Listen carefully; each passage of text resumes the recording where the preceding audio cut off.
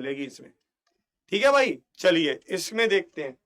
इसने हमें कहा कि हमारे पास है 48x 4923y8 और ये डिविजिबल है 88 से। 88 मतलब 8 और 11 से। ठीक है जी, अगर ये 8 और 11 से डिविजिबल है तो आप अंतिम तीन संख्याओं को 8 से भाग करो। ठीक है, अब 8 से भाग करोगे तो यहां पर देखो कंडीशन क्या है। इसने कहा है y के अधिकतम मान के लिए, इसने ये कहा है कि y का क्या होना चाहिए, अधिकतम मान होना चाहिए। बताओ, इसने कहा है हाँ y का अधिकतम मान होना चाहिए, ये कहा है। अरे ओ लाल बुत्थी वाले, ठीक है, ओ भैया जिसका ये लाल मुंह है, भाई लाल मुंह वाले, है ना, अब तेरा मुंह काला कैसे करें। ठीक है भाई, ऐसे मत कर यार, आराम से पढ़ ले। ठीक है, समझ आएगा अगर तू समझेगा। इसने कहा है कि y का मान अधिकतम रखो, तो अधिकतम y का मान क्या रख सकते हो आप बताओ। 9 रख दो भाई, हम तो 9 ही रख सकते हैं अधिकतम, 9 रख दो। 8 चौके 32, तो पीछे बचेगा 78 जो कि सही नहीं है। फिर भाई 9 नहीं हो सकता, इसका मतलब रखो 8, 8 रख दो भाई। 8 चौके 32, तो आपके पास पीछे बचेगा 68, ये भी सही नहीं है। फिर रख दो 7, 8 चौके 32 भाई, फिर 7 में से 2 गया 5, 58, ये भी सही नहीं है भाई। तो फिर 6 रख दो, 8 चौके 32 और 8 छिके 48। ठीक है जी, 6 रख सकते हैं आप। इसका मतलब क्या है, y का मान 6 रख सकते हैं। अब आप कहेंगे सो इतना टाइम लगेगा, भाई ये तो चेक करना पड़ेगा, और डिविजिबिलिटी रूल पर ऐसे ही प्रश्न पूछ रहा है। ठीक है भाई, और ऐसे ही प्रश्न पूछने भी चाहिए ताकि बच्चे का टाइम थोड़ा लगे। यहाँ पर y का मान 6 आ गया और ऐसे ही निकलेगा, ये जैसे मैंने अभी चेक करके निकाला है ऐसे ही निकलेगा। फिर x के लिए तो कोई कंडीशन है नहीं, चलो जी बहुत अच्छी बात है। इसने ये कहा कि 11 वाला आप कैसे बनाओ, 2-2 के पेयर बनाओ, है ना। 11 वाला आप कैसे करो, 2-2 के पेयर बना लो, 2-2 के। ये पेयरिंग मेथड सबसे अच्छा तरीका है जो आज आपको भी सिखा रहा हूं। इसके आगे 0 लगा लो आप। अब 2-2 के पेयर बना लो, ये बहुत अच्छा तरीका है। 0 में से 4 गया -4 प्लस 8 माइनस एक्स प्लस 4 में से 9 गया तो -5, 2 में से 3 गया -1, 6 में से 8 गया -2 बराबर 0। 5 और 2 7 और 1 8, तो 8 से 8 काटा, x का मान -4 आ रहा है, माइनस तो उत्तर हो नहीं सकता तो 11 कर दिया, क्योंकि x को उधर लेकर गए तो -4 बच गए ना इस तरफ, तो x का मान -4 आ रहा है, -4 हो नहीं सकता तो 11 जोड़ दो, तो 11 में से 4 गया तो आपके पास 7 बचेगा। अब 7 यहाँ पुट कर दो, 7 छिके 42 और 5 छिके 30, तो 72 हो गया। 72 मतलब ऑप्शन डी हो गया। तो ऑप्शन डी क्या है, बिल्कुल सही उत्तर है। तो ऑप्शन डी क्या है, परम सत्य है। Option D is the right answer, बिल्कुल सही उत्तर। भाई गेम घुमा देंगे, जहाज बना देंगे, हम नहीं छोड़ेंगे कुछ भी। ठीक है, हम नहीं छोड़ेंगे। हाँ, कह रहा डिविजिबिलिटी रूल का आया था 72 का पूछा था, 72 का भी समझ लो। ठीक है भाई, समझ लो इस पर। अगर 72 का पूछेगा तो आपको 8 और 9 का चेक करना है, या लिख भी लो अच्छे से।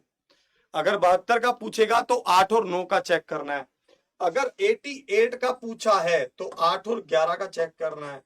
12 का पूछेगा तो 4 और 3 का चेक करना है। मतलब इस तरह से है ये। चलिए इस पर आते हैं, आगे क्या है इसको देखते हैं। बेलनाकार आकार के एक बर्तन का व्यास 14 सेंटीमीटर है और ऊंचाई 25 सेंटीमीटर है। इसका कुल पृष्ठीय क्षेत्रफल ज्ञात करें। कि कुल पृष्ठीय क्षेत्रफल क्या है इसका बताओ। हाँ, इसका कुल पृष्ठीय क्षेत्रफल आपसे पूछा गया है। इसका कुल पृष्ठीय क्षेत्रफल आपको बताना है, जल्दी से आप बताओगे। कह रहा 11 कहां से आया सर, ध्यान से सुनो, ध्यान से भाई क्या रूल है ध्यान से समझ लो। जब कभी भी 11 की डिविजिबिलिटी वाला रूल निकालते हैं, ठीक है, अगर वो वैल्यू नेगेटिव आए तो आप 11 जोड़ते हैं फिर उसमें। ठीक है, जब कभी भी आपको 11 की डिविजिबिलिटी की बात करें और वैल्यू आ जाए आपकी नेगेटिव तो 11 जोड़ देते हैं उसमें। ठीक है, ऐसे करते हैं। अब समझ लो व्यास मतलब क्या है भाई, डायमीटर, तो रेडियस क्या है 7 है, तो हाइट क्या है 25 है, ठीक है। अब इसने बोला है कुल पृष्ठीय क्षेत्रफल ज्ञात करो, इसने बोला है कुल पृष्ठीय क्षेत्रफल ज्ञात करो, क्या होगा भाई 2 पाई आर एच प्लस में 2 पाई आर स्क्वायर, तो आप 2 पाई आर को कॉमन ले लो, अंदर एच प्लस आर बच जाएगा, यही होगा। अब आप यहाँ वैल्यू पुट करो, 2 गुना में 22/7 गुना में आर, 25 और 7 आपके पास होगा 32, तो 32 होगा, तो 32 रखेंगे आप, है ना। तो 32 आप यहाँ पर रखेंगे, 7 से 7 कट गया, तो 44 और 32 हो गया, 4 दूनी 8, 4 दूनी 8, 4 तिया 12, 1 करी 4 तिया 12 और 1 13, 8 0 4 1, तो 1408 option A is the right answer. 1408 option A is the right answer. A क्या है, बिल्कुल सही उत्तर है। ऐसा प्रश्न भी पूछा गया है एग्जाम में, हाँ है ना, ऐसा प्रश्न भी एग्जाम में पूछा जा रहा है। और देखेंगे, ठीक है, और देखते हैं और आगे क्या कह रहा है, इसको देखते हैं। इन्होंने कहा है यदि लगातार 6 सम संख्याओं का औसत 25 है तो सबसे बड़ी और सबसे छोटी संख्या के बीच का अंतर है, अंतर पूछा है ना। इस तरह का प्रश्न भी है, ठीक है भाई। मैं एक बात आपको और बता रहा हूं, आपके एग्जाम में जो प्रश्न पूछे जा रहे हैं, आज अभाज्य संख्या पर लगातार प्रश्न पूछ रहा है। आज उसने ये प्रश्न पूछा, पहली 4, ठीक है, ओड विषम अभाज्य संख्याओं का औसत क्या है, ये प्रश्न आया था, बताओ किसकी शिफ्ट में था, है ना। अभी उसको भी करेंगे, है ना। पहली 4, ठीक है, अभाज्य ओड विषम विषम अभाज्य संख्याओं का हमसे पूछा था औसत क्या है, एवरेज क्या है, ये पूछा था। इसने कहा है यदि 6 लगातार सम संख्याओं का औसत 25 है, तो ध्यान देना कैसे करते हैं। 6 लगातार सम संख्याओं का औसत 25 है, तो एक संख्या 24, दूसरी 26, ऐसे करते हैं, मतलब एक आगे की एक पीछे की, ऐसे लेते हैं। तो एक संख्या आपने पीछे ले ली तो 24, एक संख्या आगे ले ली तो 26, 6 में से 2 संख्याएं तो निकल गई, बच गई कितनी 4। आपको अगर बड़ी पूछता तो 26 में जोड़ देते 4 30, आपसे अगर छोटी पूछता तो आप लिख देते 24 में से 4 गया 20, पर ये बहुत चालाक है, इसने अंतर पूछा है, तो 30 में से 20 गया 10, तो 10 मतलब ऑप्शन बी। ऑप्शन बी क्या है, बिल्कुल सही उत्तर है 10, है ना। फिर से ध्यान से समझ लो, फिर से आपको समझा रहा हूं। आपका एवरेज क्या है भाई 25, तो आपकी पिछली संख्या क्या होगी 24, अगली संख्या क्या होगी 26, कैसे पता, क्योंकि यहां पर संख्याओं की गणना 6 है, सम है और इवन है, ठीक है, यहां पर इवन है, सम है, ठीक है। तो 6 में से 2 संख्याएं निकल गई, बची कितनी 4।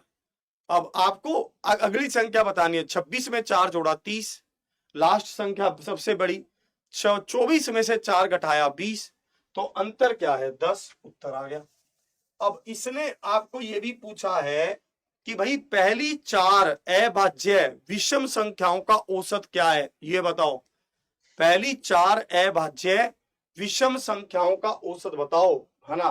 कह रहे 4 कहां से आया, 6 टोटल संख्याएं थी, 2 हमने लिख दी तो बची 4 ना, वहां से 4 आया।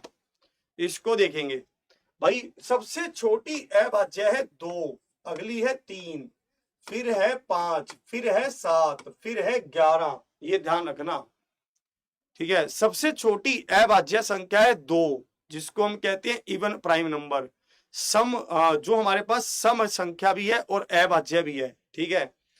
अब आप यहां पर देखो, ये है हमारे पास, ये क्या हो गई, पहली 4 अभाज्य संख्याएं भी हो गई और विषम संख्याएं भी हो गई।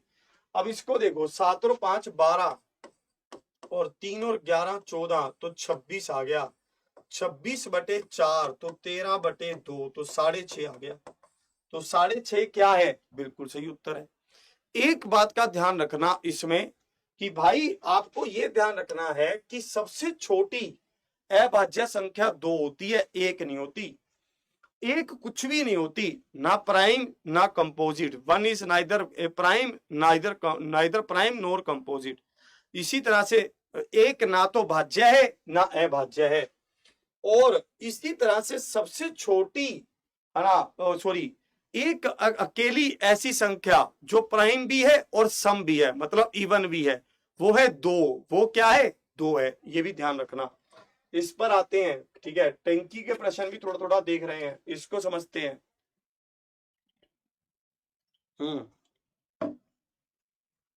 इसको देखेंगे। इसमें इसने कहा है पाइप ए और बी भरी हुई टंकी को क्रमशः 15 मिनट और 20 मिनट में खाली कर सकते हैं, जबकि अकेले पाइप सी खाली टंकी को 8 मिनट में भर सकता है। हमसे ये कहा पाइप ए और बी भरी हुई टंकी को क्रमशः 15 मिनट और 20 मिनट में खाली कर सकते हैं, जबकि पाइप सी खाली टंकी को 8 मिनट में भर सकता है। ठीक है। यदि पाइप ए बी और सी, यदि पाइप ए बी और सी को एक साथ खोला जाता है तो टंकी कितने घंटे में भरेगी? A B C. ए क्या करता है? इसको 15 मिनट में खाली, और बी क्या करता है? 20 मिनट में खाली, और सी क्या करता है? 8 मिनट में भर देता है। यदि पाइप ए बी सी को एक साथ खोला जाता है तो टंकी कितने घंटे में भरेगी?